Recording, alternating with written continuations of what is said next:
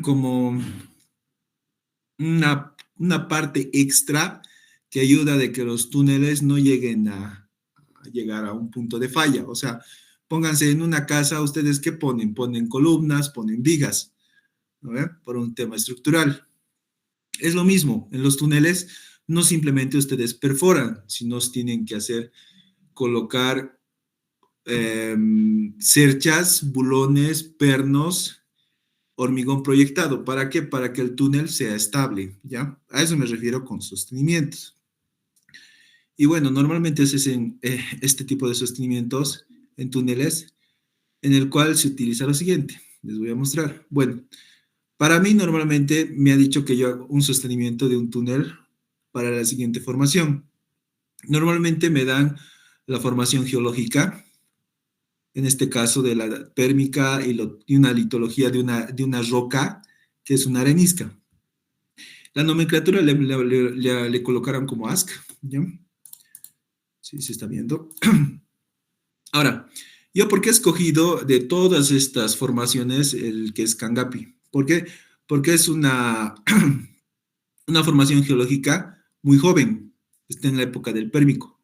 Entonces, ustedes también como ingenieros civiles deben saber las edades geológicas o eras geológicas para poder determinar más o menos qué tipo de roca les conviene o no les conviene. No siempre puede pasar eso, digamos, les puede dar una roca que es muy antigua, entonces sus propiedades mecánicas como físicas cambian con el tiempo. ¿Ok? Entonces, aquí he dado ya una pequeña descripción, por ejemplo, de la arenisca, que tiene una composición de sílice, carbonato y es gris, café o rojo, una textura clástica y de grano normalmente fino, características de la arenisca que contiene espacios intersticiales entre sus granos, una dureza según la tabla de Mohs es de 2,6, yacimientos de cemento de sílice y carbonato de calcio, usos que se le puede dar a este tipo de roca, serían como material de construcción y como piedra para afilar, ¿no? Su permeabilidad indica que es muy permeable, tiene un brillo metálico y su densidad está entre 1,6 a 2,9 tonelada metro cúbico. ¿Ok? Luego he dado una explicación de las características geológicas del proyecto. Miren, aquí dice lo siguiente. La formación Cangapi corresponde a una unidad geológica pérmica datada aproximadamente entre 299 y 251 millones de años. Esta formación se caracteriza por presentar una litología predominante arenisca clasificada bajo la nomenclatura estratigráfica ASC. Las rocas de esta edad geológica han experimentado procesos de diagénesis prolongados que han influido significativamente en sus propiedades geomecánicas actuales.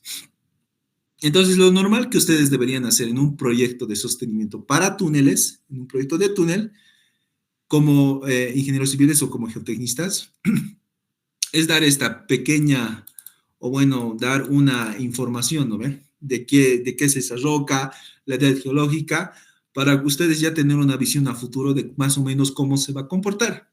Entonces, yo voy a continuar. Las areniscas pérmicas de formación Cangapi presentan características variables en términos de resistencia y competencia, dependiendo principalmente de su grado de cementación, meteorización y el nivel de fracturamiento presente. Estas rocas sedimentarias pueden comportarse desde materiales competentes con alta resistencia a la compresión hasta rocas friables con tendencia de desintegración, especialmente cuando han sido afectadas por procesos de alteración superficial y subsuperficial. O sea, ¿a qué me refiero? Que esos procesos de alteración pueden ser dados por el agua. El agua tiene la condición de hacer desgastar muchas cosas.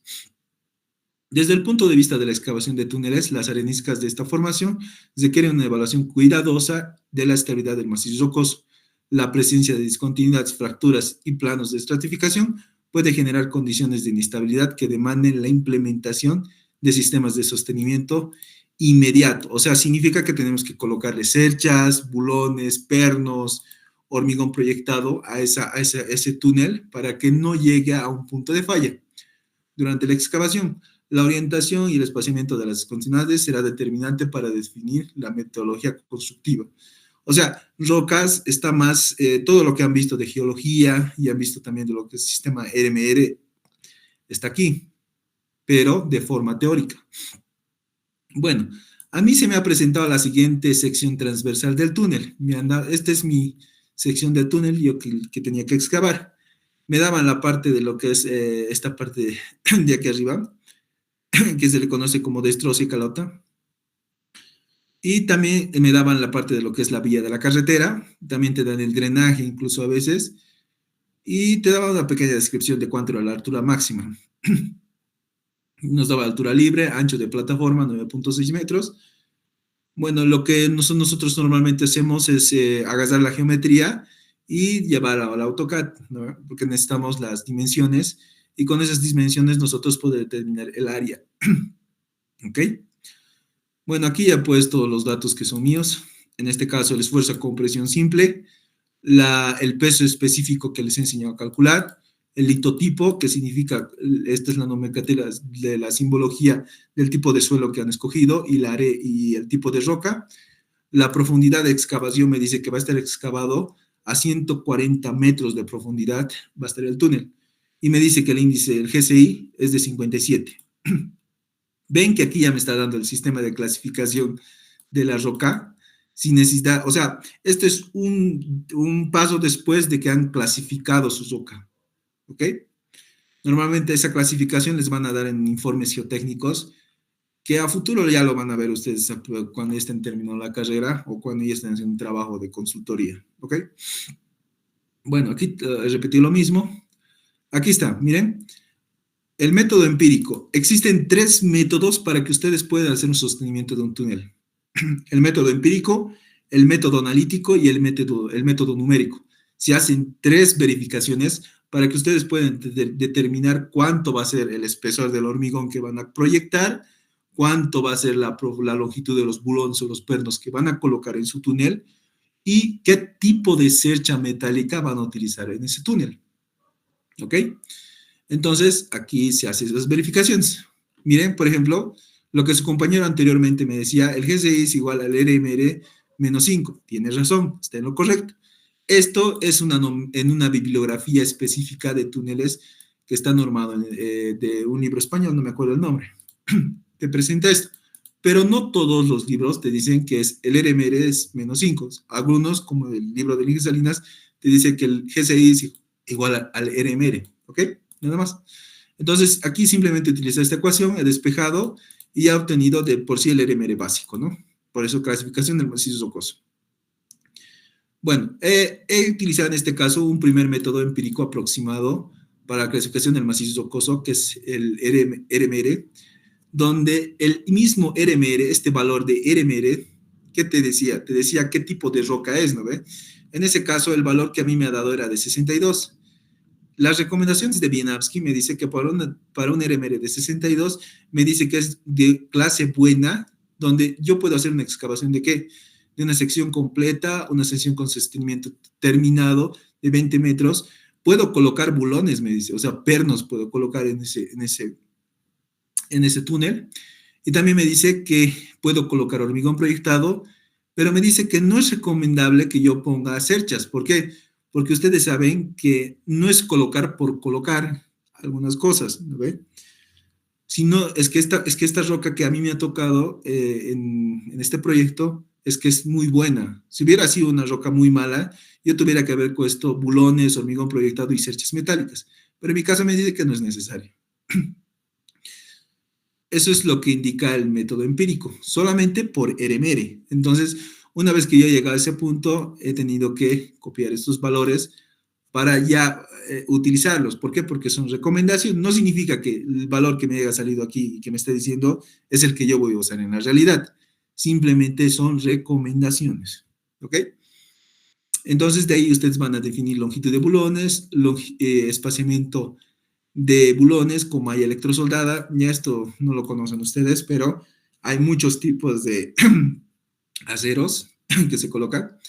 El hormigón proyectado me dice que un espesor de 50 milímetros en clave donde sea necesario. En clave significa la parte de arriba del túnel, la parte superior. Bueno, luego he hecho otra vez un segundo método empírico, pero ya de una clasificación modificada que lo ha propuesto Romana. Es similar, sí, pero en vez de dividir, aquí está en 5 clases, ¿no ve? 5 clases. Romana lo ha dividido ya en 10 clases, pero con un acondicionamiento. Me dice que la excavación del túnel debe ser de una altura de 10 y 14 metros de ancho. Si no cumple esto, no se utiliza, ¿ok? En este caso no cumplía. ¿Por qué? Porque mi túnel de mí es de 9.6, la plataforma, el ancho. Entonces no está en ese rango, entonces no se utilizaba, pero yo lo he puesto, ¿por qué? Porque también es bueno especificar que si se hubiera tenido ese valor, podría estar en ese rango, ¿no? Pero obviamente dices al final que no era necesario. Bueno, el tercer método empírico aproximado te dice lo siguiente, que tú lo puedes hacer ya también por el Q de Barton, el índice de calidad de Barton, lo que ya les he mostrado, han calculado, han determinado. Él mismo también nos da una recomendación para que ustedes puedan utilizar sostenimiento. Pero aquí también ya es mucho más específico. ¿Por qué? Porque se utiliza, está en función al tipo de excavación. ¿Qué cosa es lo que van a hacer ustedes? En mi caso yo quería hacer un túnel de carretera, por eso es que aquí dice, mira, cavernas de almacenamiento, plantas de tratamiento de agua, túneles, carreteras, te da un SR de 1, 2 y 1, 3. Entonces, yo he utilizado 1, 3 porque quiero el más crítico. Y de igual forma, como yo ya me dan he hallado anteriormente el RMR, también puedo hallar lo que es el Q de Barton, ¿no? En función de eso, simplemente despejado. Aquí está el despeje y me salió 739. O sea, no es que estos valores del Q de Barton en el RMR les tienen que salir 70, 100 o 90 o 120. Les pueden salir valores pequeños, ¿ya? Por si acaso. No es que como en el examen me estaban preguntando, ¿por qué me sale tan pequeño? A ver, ustedes se han calculado, analicen, chicos. ¿Ok? Entonces, se hace ese tipo de cuestionamientos. Se dan cuenta que tiene aplicación lo que están usando, ¿no ve? Esto es lo que se ve en túneles realmente. Ya, hasta ahí, esa parte es la parte empírica, pero también se puede hallar lo que es el sostenimiento por el Q de Barton, por eso aquí está presente. Yo sé que no lo entienden y no lo van a entender porque es más teoría que tendrían que leer y es más complicado. Ya hasta ahí, esta parte no les voy a mostrar, no hay mucho lío. Al final de todo, agarran de todos los autores, miren, el autor de Wieniawski, el del RMR, el RMR modificada, el de Barton, agarran de los tres y tienen que escoger un solo criterio. Miren, por ejemplo, me dice bulones, longitud de bulones. Me dice 3, 3, 3,51. ¿Cuál tendría que usar?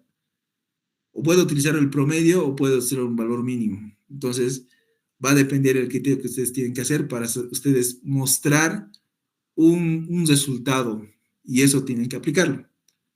Bueno, esa es solamente una sola verificación. Han sacado una propuesta de una sola verificación por un método empírico. Luego hay el método analítico.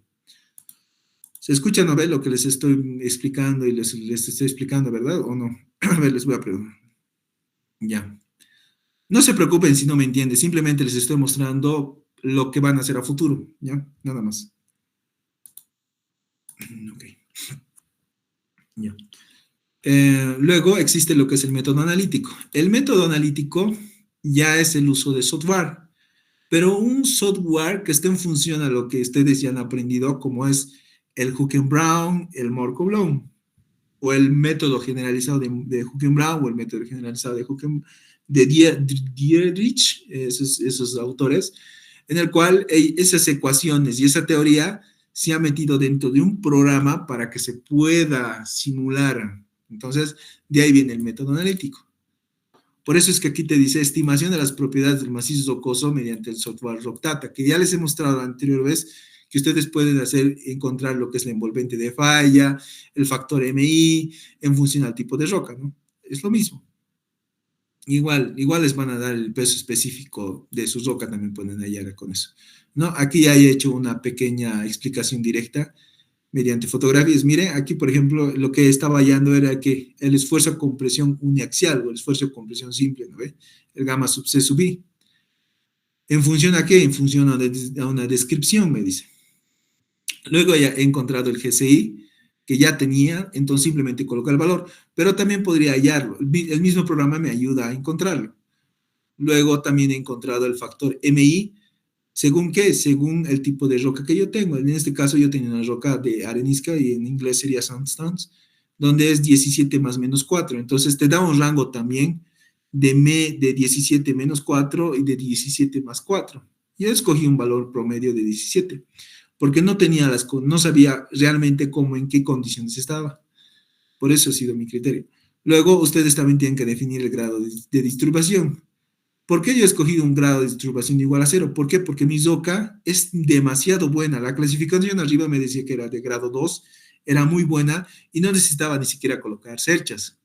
Entonces, he dicho, como es tan buena, también puede resistir el tema de lo que es una explosión. Entonces, lo he mantenido como una excavación excelente. Por eso dice excelente calidad de control. Listo, una vez que han tenido lo que es el esfuerzo C sub I, el GCI, el MI y el factor de disturbación, escogen que un método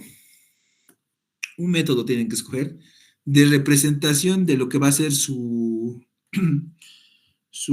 envolvente de falla. En este caso yo he utilizado el de Hawking-Brown. He utilizado de Hawking-Brown. También hay de Moore-Coulomb, el Power Card. También hay de Barton-Bendis. Pero no lo he utilizado, ¿por qué? Porque el que mejor se acomoda o se adecua a mi roca era el de Hawking-Brown. ¿Ok? Nada más por eso. Luego también he tenido que escoger también lo que es un tema de qué módulo de elasticidad voy a escoger, de qué bibliografía. Existen 3. Este programa te pues dan 3, pero existen en sí como 10 bibliografías. Entonces ustedes tienen que saber escoger cuál es el mejor o cuál se adapta mejor a su tipo de roca. Recuerden que tienen rocas sedimentarias, tienen ígneas y también tienen metamórficas. Cada roca tiene sus condiciones y cada ecuación que están presentes están en ciertas condiciones para distintas rocas. Entonces, no es utilizar ecuación por ecuación. Entonces, tienen que leer. Por eso en sí la carrera es lectura, lectura y lectura. No es que es ejercicios, por si acaso. ¿Ya? Bueno, yo he escogido el tercer método que a mí me parecía mejor. ¿Por qué? Porque he hecho una verificación ya previa con otro programa que se llama Plaxis. Y me salía que este valor era muy cercano a este de aquí. Me salía que mi modo de deformación, o el E, es 6.347.99. O sea, se han dado cuenta que sin necesidad de que yo vaya al campo, saque una muestra de un núcleo y lo lleve a un laboratorio, he llegado a determinar o estimar el módulo de elasticidad simplemente con un programa. Entonces, existen estos programas que te ayudan mucho. O sea, te libras tanto del tema económico, pero también hay siempre el criterio de que tienes que verificar, ¿no? Pero son muy confiables, pero también tienes que saber qué ecuaciones utilizar y qué métodos utilizar, ¿ya? Nada más. Bueno, una vez que ya he definido eso, aquí está mi curva, mi envolvente de falla. Miren, me he hecho un tiraxial. Aquí está el esfuerzo normal también, me lo ha graficado. Aquí he vuelto, ¿se acuerdan que en un momento les he enseñado a sacar cómo es el diámetro equivalente? De igual forma se saca el diámetro equivalente para utilizar en este método. ¿Por qué? Porque el programa toma el túnel como una circunferencia perfecta, no como la forma exacta que tiene. Aquí es la forma de un túnel, te muestra el ancho de lo que es la plataforma, es recto, ¿no ve? Pero el programa lo toma como si fuera un círculo. Entonces tienes que vos sacar un radio y colocar ese radio en función al área de esa sección que ya tenías. Entonces eso es lo que yo he hecho aquí, he sacado y despejado y encontré ese valor. Entonces ya tengo el radio, me dice que era 458, una profundidad de 140, peso unitario, resistencia a compresión simple de la roca de matriz o roca intacta, el factor MI, que es dependiendo del tipo de roca, en este caso arenisca, el GCI es el índice de calidad, si no me equivoco, de la roca, 57. Y listo. Luego, ¿para qué he utilizado eso? Para yo hallar el esfuerzo justo, digamos, ahí está mi túnel, ¿no? Y todo esto es mi montaña que estoy pasando, ¿no? Y la profundidad me dice que es aquí 140. ¿Ya? 140. Yo he hecho eso para encontrar el esfuerzo justo en este punto. En este punto. Ese esfuerzo Se le conoce como presión inicial o presión de montaña o presión in situ. Esta es la presión actuante alrededor de todo el túnel que van a hacer. O sea, es la presión inicial que está entrando. Pero esa presión inicial no va a ser todo el tiempo este valor. Va a cambiar a medida que ustedes van a hacer la excavación. A medida que van ustedes a excavar, el túnel se va a deformar. Entonces, yo sé que no se entiende muy bien, así con gráficos, como les estoy explicando, así con números, pero más adelante les voy a mostrar que sí existe esa deformación, ¿ya? La teoría, la teoría te indica eso. Ok, una vez que me ha dado el módulo de Young, el esfuerzo de compresión simple y el ángulo de fricción, incluso me la ha calculado, miren, el ángulo de fricción. También me va a calcular aquí le conoce como radio de Poisson, pero este valor, como no tenemos un triaxial, tenemos que tomar un valor de tablas. En este caso hemos tomado tablas de Gonzalo Vallejos. Eso tienen que tomarlo según las tablas. ¿Ya? No siempre, pero sí. Bueno, en este caso de mí, como era mi roca muy buena, entonces mi sostenimiento, mi curva de sostenimiento era mucho más parecida a una recta. Normalmente esto es como una curva así, ¿ya? Porque no, es muy complicado que las rocas se comporten tan linealmente. En mi caso sí así linealmente porque mi roca es demasiado buena, es lo que me ha tocado. ¿Ok? Y el mismo programa, ahora esto ya no es el ZocData, sino este es el Zoc Support. El Zoc Support te ayuda a saber qué tanto se va a deformar tu túnel antes de colocar un sostenimiento. O sea, antes de que excaven, ya tiene una pequeña deformación. En este caso me dice que se va a deformar 3.15 milímetros, me está diciendo, sin que yo le coloque nada. No le va a colocar ni un bulón, no le va a colocar una cercha, no le va a colocar hormigón ni nada por el estilo. Se va a deformar 3.15 milímetros. ¿Ok? Pero si yo llegara, y también me da un radio de plastificación, se llama. A ver, ¿qué pasó aquí? Este pedacito que ven aquí, de amarillo, de ahí a ahí, se le conoce como radio de plastificación. Ese radio de plastificación va a ser el área o la distancia donde se va a llegar a deformar su túnel. Este de rojo que ven aquí es el túnel. Y esta parte amarilla es lo que puede llegar a deformarse, simplemente sin que yo le ponga, o sea, con el hecho de que yo cabe un poquito la entrada, va a pasar eso, se va a deformar todo ese pedacito. A eso se refiere. Pero puede haber casos donde, no sé, les han dado un RMR, pónganse de 20, o sea, una roca muy mala, demasiado mala. A ver qué está pasando aquí. Les han dado una roca demasiada mala, ¿no ven? Entonces su área de plastificación va a ser más o menos por ahí. Y al ser así de grande, significa que su deformación va a ser, no sé, de 20 milímetros, o hasta 1 metro incluso, o puede ser incluso peor. Entonces, depende mucho cómo clasifiquen ustedes su RMR, su GSI y su Q de Barton. ¿Entienden o ven por qué es importante ahora que ustedes sepan clasificar bien esos valores? Porque algún día les va a tocar hacer a ustedes un túnel, o por lo menos hacer un análisis de un túnel, entonces tienen que saber cómo interpretar y analizarlo. Bueno, el mismo programa te va a ayudar a que ustedes encuentren el radio de plastificación, el esfuerzo con presión simple o presión inicial que esté entrando al túnel antes de la excavación, y también te da el radio de la zona del plástico, ¿no? Esto que dice túnel de convergencia simplemente es una expresión en porcentaje de lo que va a ser el radio de plastificación, nada más. Bueno, aquí te pone un reporte, el mismo programa es bastante bueno y te da lo que es de los parámetros, ¿no? Bueno, hasta ahí es con el programa Road Support en el método analítico, pero también ustedes lo pueden hacer de manera manual y yo lo he hecho de manera manual.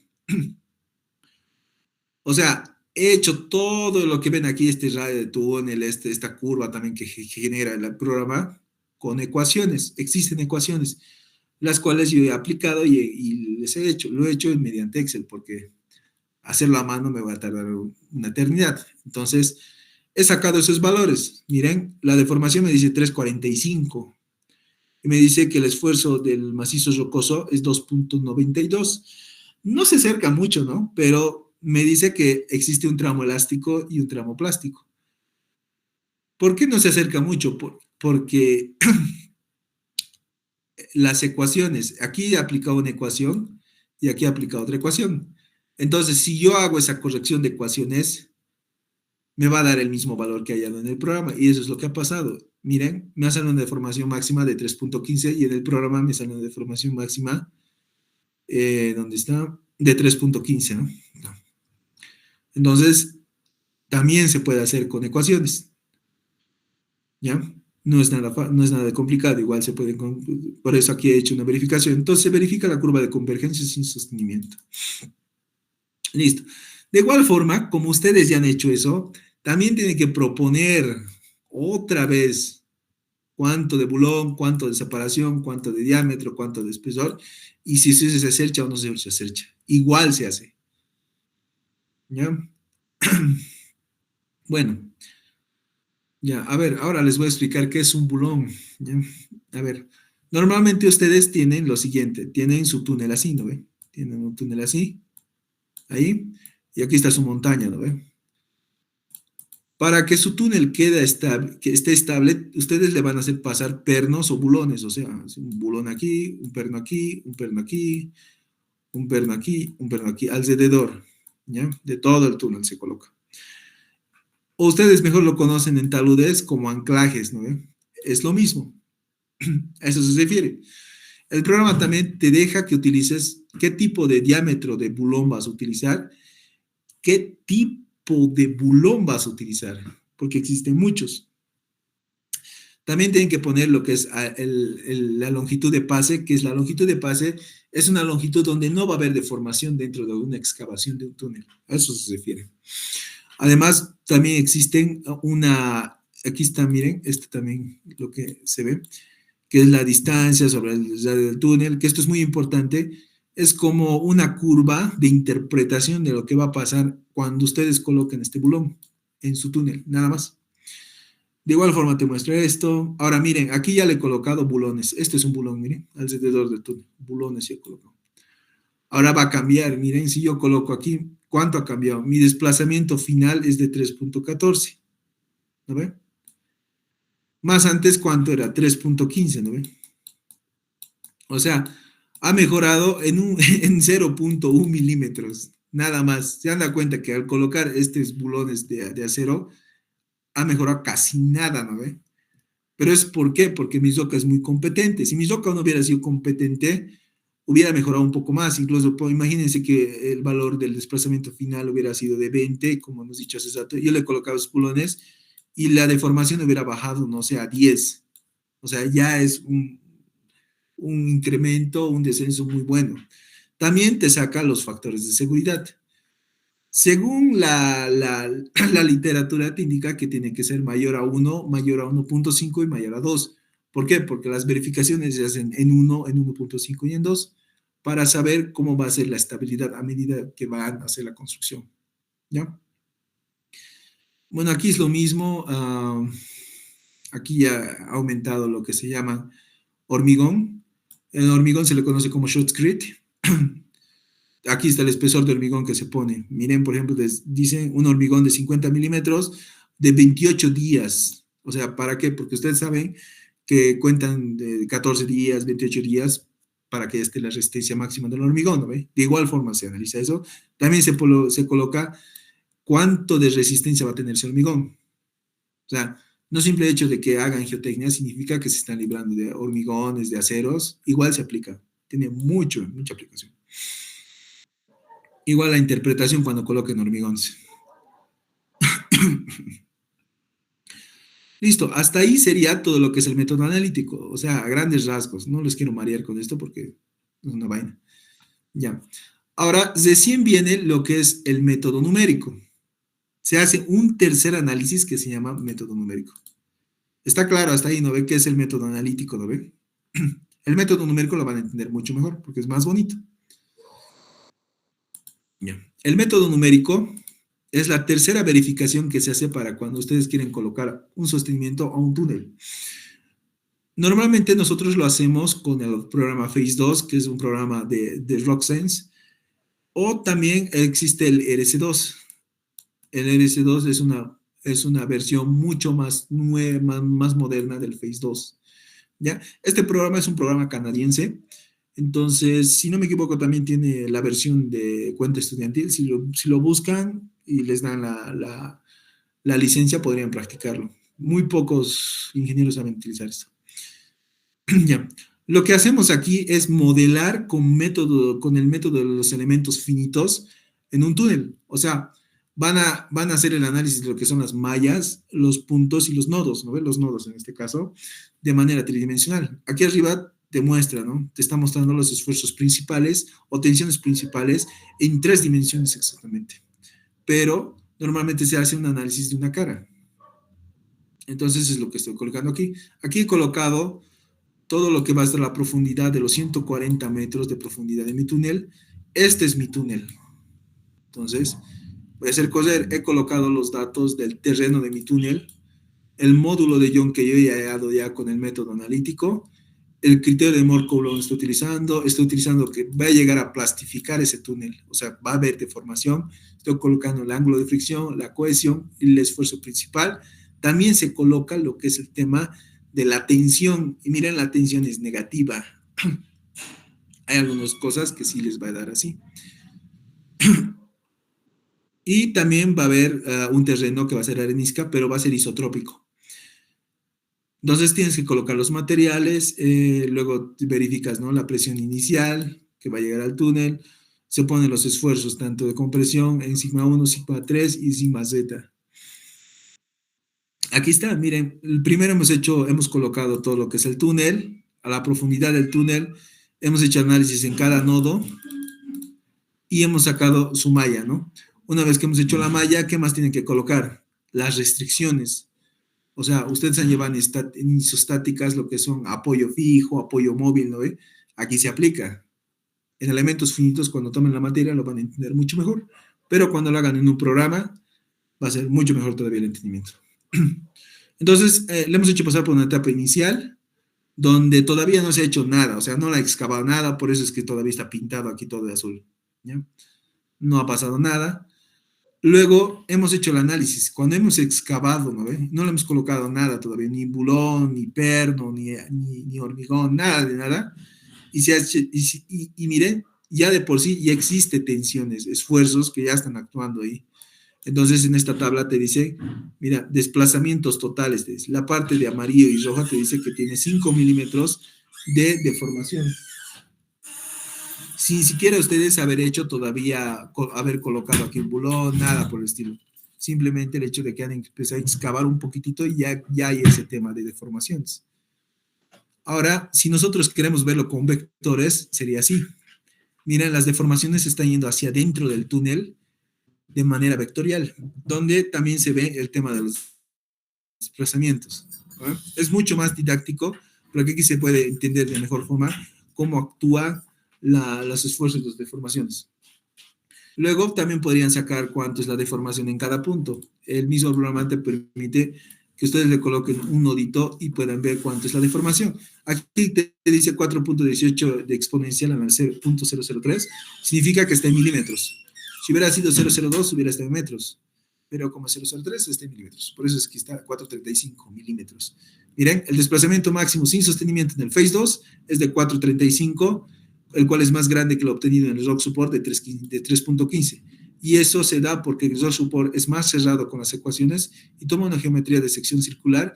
En el Phase 2 se puso una geometría de sección a la del plano, la cual provoca esa variación, ¿no? O sea, es mucho mejor este programa que el anterior. Pero, si se dan cuenta, la discrepancia es mínima, ¿no? Es casi 1 milímetro nomás.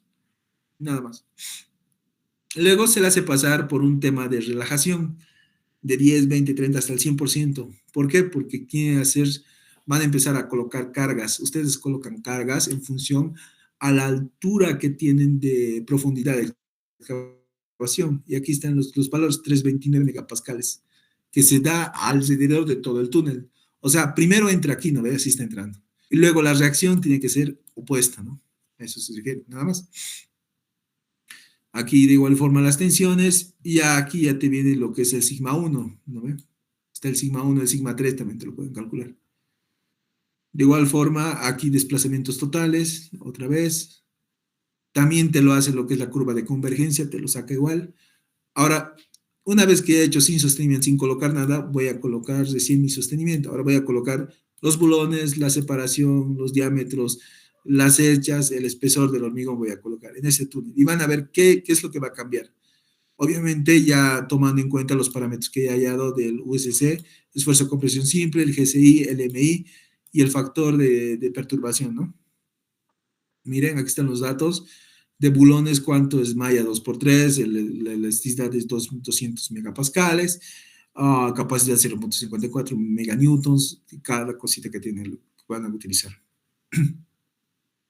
Ok, ahora, por temas de análisis, o sea, de que la malla llegue a completar en su totalidad el túnel, lo que te recomienda el mismo programa es que tú lo compactes en ciertas dimensiones. Te dice que aquí sean 6 veces el diámetro del túnel, aquí puede ser de 3 a 5 y aquí puede ser de 2 a 3.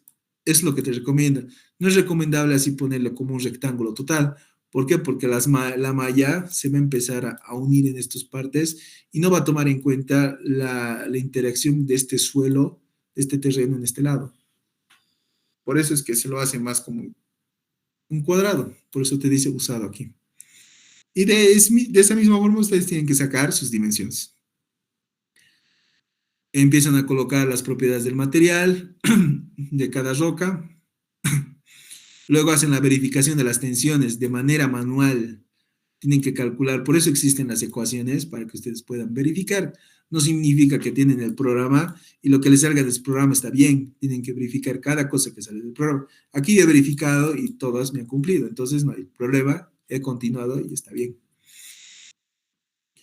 Luego se hace la excavación. Hay por muchos métodos, el método alemán, el método austriaco y el nuevo método austriaco. El que hemos utilizado aquí es el nuevo método austriaco para excavación de túneles. El método nuevo de austriaco te indica que tú tienes que hacer primero excavar la parte superior y luego cavar la parte inferior. O sea, primero van a excavar lo de arriba, van hasta un cierto tramo y luego recién van a excavar la parte inferior. Eso es lo que te dice. Está el radio de aplicación. Esto también te ayuda para sacar lo que es la longitud de pase, a sacar una deformación en la zona plástica que se saca mediante gráficos, ecuaciones. Mucho lío. Miren, ya, ahí está. ¿Ven? La parte de arriba primero es lo que se va a analizar, se va a excavar, se coloca las cargas, se hace interactuar, se hace correr, se ve, se verifica. Una vez que han hecho la primera parte de arriba, terminan la parte de arriba, tienen que colocar lo que es el hormigón. Miren, estos pedacitos cuadraditos de celeste que ven aquí son el hormigón proyectado, o sea, han colocado como si fueran barritas de hormigón. Eso es, así se lo ve. Esta parte de arriba se le conoce como hormigón proyectado, la parte de morado lila se le conoce como hormigón de contrabóveda, porque está en la parte inferior. Luego, una vez que han terminado esa parte de colocarlo, recién se coloca lo que son los bulones. Aquí están los bulones. Hay una especie de clasificación de bulones en la parte superior. Luego tienen que colocar las cargas en la parte inferior y después recién van a colocar lo que son los bulones en la parte inferior. O sea, tiene su procedimiento, no es colocar por colocar. Una vez que han hecho eso, recién hacen correr y esto es un resultado final, por ejemplo, miren, un resultado final. Aquí me está mostrando que las tensiones principales, el sigma 1, y aquí me está mostrando el desplazamiento total. Miren, en una excavación donde yo solamente le he colocado el tema de mis tensiones arriba, a ver qué pasa aquí. Voy a volver a cargar. Aquí está. Miren, donde yo solamente aquí le he colocado las tensiones arriba, la parte de arriba, ¿no ven? Los bulones, así muestra. La deformación se ha empezado a acumular, los vectores incluso mucho peor todavía, ¿no? Igual te muestra una curva de desplazamiento. Te dice que primero está subiendo, se está empezando a deformar, va a subir, va a llegar. Llega a un punto donde ya no se deforma. Por eso empieza a bajar. Eso te está diciendo. Luego, en un análisis general, desplazamiento de todo el túnel en sí, me dice que 5 milímetros se va a deformar. Nada más. Y también el mismo programa te saca lo que es los esfuerzos internos, te va a sacar los momentos, la cortante, la normal, igual te lo saca para que ustedes verifiquen. Y aquí está, esto es más, lo más importante, esto se llama el radio de plastificación. Te muestra qué partes, la parte con rojo son las partes más vulnerables de su túnel, donde ustedes se les recomienda que puedan mejorar esas partes, ¿ya? Como yo he visto que mi túnel, miren, aquí está mi bulón, este es mi bulón, está muy alejado, entonces significa que está sobredimensionado. Pero ¿cómo yo sé que estaba sobredimensionado? Porque he utilizado lo que me ha recomendado Bienavsky, Barton, GSI. Entonces, es una recomendación, no significa que yo voy a usar esto, ¿ya? Entonces, ¿qué es lo que también te hacen verificación de factor de seguridad? Miren, esto es como envolventes, ¿no? Que te dan. Bueno, aquí se les ha puesto del túnel, que es esta parte, se le conoce como clave, bóveda, la parte lateral se le conoce como hastial, la parte de abajo de los costados se le conoce sumidero, apartadero, aceros y contrabóveda, ¿no? Es lo que normalmente es un túnel carretero. Bueno, esto es lo que me ha dado, según con la recomendación que he hecho, que he determinado por la bibliografía de RMR, de Barton y Bienaski, me decía esto, pero esto está sobredimensionado, ¿ya? Por si acaso, sobredimensionado. Entonces, ustedes como ya, como casi ingenieros que van a hacer, y ya están terminando, entonces, no van a usar pues, esto de aquí arriba ni queriendo, ¿no? Tienen que proponer una nueva propuesta que sea económica y que sea segura. Entonces, ¿qué es lo que van a hacer? Tienen que dar recomendaciones. Y en esas recomendaciones indicar que, mira, por ejemplo, bulones solo usar en claves y ya no en los hastiales. O sea, listo. Están eliminando cosas, están bajando el precio, están asegurando el tema de seguridad también, pero están haciendo que su túnel sea óptimo. O sea, que no sea costoso, pero que sea seguro. A eso tienen que ir. No es que van a hacer que la teoría me ha dado un resultado y me ha dicho que utilice esto de aquí, me ha recomendado esto, es utilizar, no. Tienen que analizar y mejorar esa propuesta. Entonces es lo que yo he hecho aquí. He mejorado esa propuesta indicando nuevos parámetros para esos valores de hormigón proyectado, bulones y cerchas, ¿no? Miren, aquí por ejemplo dice cercha no se necesita directamente puesto. Entonces he mejorado, he vuelto a hacer el mismo procedimiento, he vuelto a cargar, he vuelto a cargar. Miren, si se dan cuenta, la longitud de los bulones ya son más pequeñitos, ¿no ven? Ahora ya también he cambiado, he dicho, este espesor ya no sea que ya no sea 50 milímetros, sea 100 he dicho. Y esto que se mantenga 50 nomás. Entonces he cambiado ya para cada parte. He mejorado, he mejorado. Miren, he mejorado tan bien que ha sido tan óptimo que ya es casi todo verde y azul, ¿no ven? Las tensiones ya son mínimas, miren, he seguido mejorando, he llegado al punto final y el grado de plastificación en esta parte sí va a seguir siendo grande. ¿Por qué? Porque yo estoy tomando una sección irregular. Si hubiera tomado una sección directamente, totalmente así recta, no hubiera habido esta parte de aquí abajo. Entonces, eso también tiene que indicar que la sección afecta al tema del radio de plastificación. ¿Por qué? Porque estás generando más nodos y al generar más nodos estás receptando más lo que es el tema de vectores. Entonces, por eso es que aparece esta parte. Y eso ustedes tienen que especificar. ¿Ok? Entonces, me fijo. Miren, aquí ya está casi al borde en el verde azul. Entonces, está bien, cumple. Miren, ya no es tan grande, ya no está sobredimensionado los valores de los bulones. Entonces, ya es aplicable y es válido. He vuelto a cargar los vectores, he hecho pasar. Miren, he verificado los factores de seguridad para 1, 1.5 y 2. Cumple, cumple, cumple y cumple. Para cada uno he verificado. Listo. Al final tienen que sacar unas conclusiones e indicar lo siguiente. Entendemos que el túnel presenta una litología y una rigidez muy buena, por lo tanto no es tan necesario el uso de sostenimiento. Los hastiales y las claves solo son útiles si es que fueran necesarias. El sostenimiento propuesto de bulones más shotcrete, que es hormigón proyectado, es más una medida preventiva que una necesidad estricta. La baja deformación permite optimizarlo, pero no eliminarlo por completo. Antes posible, heterogeneidades del macizo rocoso. También la longitud de paso se podrá aumentar de más de 1.5 metros a una medida mucho más grande debido a la pequeña deformación. La baja deformación registrada de 3.15 sin sostenimiento demuestra que el macizo rocoso presenta un comportamiento muy estable con una capacidad notable de autosoporte. Sin embargo, esto no elimina por completo la necesidad de implementar un sostenimiento preventivo en zonas críticas, particularmente en la clave del túnel, donde puede existir bloques sueltos o fracturas no visibles inicialmente. El diseño propuesto, que combina shotcrete de 50 mm con bulones ocasionales, y luego se dio las recomendaciones propuestas que presentan un enfoque conservador, pero técnicamente adecuado para un RMR de 62, ya que proporciona un equilibrio entre seguridad y eficiencia, especialmente en presencia de discontinuidades. No obstante, es crucial mantener flexibilidad en el diseño. Si durante la excavación se confirma que la roca es más competente de lo estimado, con una deformación mínima y una ausencia de fracturas, podrá evaluarse la reducción progresiva del sostenimiento, optimizando así los recursos sin comprometer la estabilidad del túnel.